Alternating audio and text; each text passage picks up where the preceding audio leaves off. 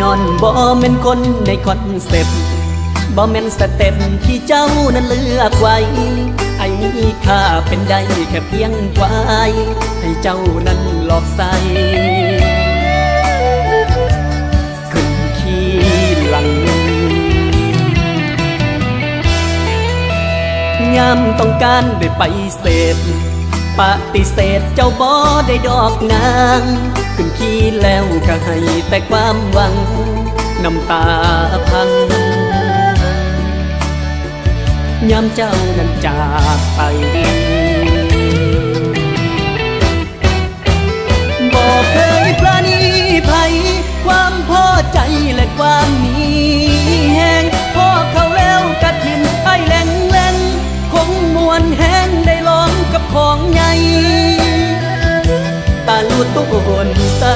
ควายคืออายมันน้อยเกินไป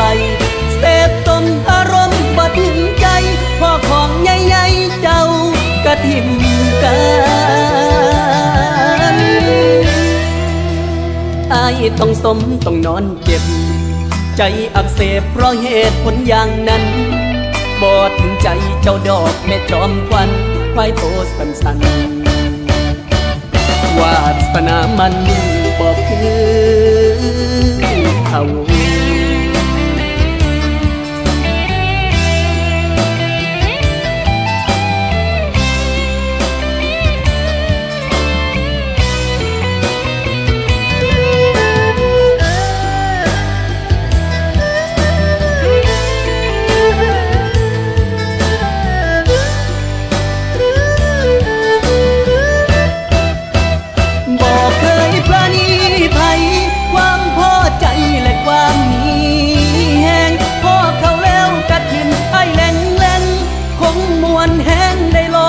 ของใหญ่ตาลูดต้นตาควายคืออายมันน้อยเกินไปเสพต้มอารมณ์บ่ถึงใจพอของใหญ่ๆเจ้ากะทิมกั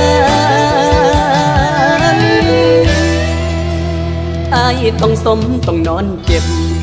ใจอักเสบเพราะเหตุผลอย่างนั้นบ่ถึงใจเจ้าดอกแม่จอมควันควายโตสันๆ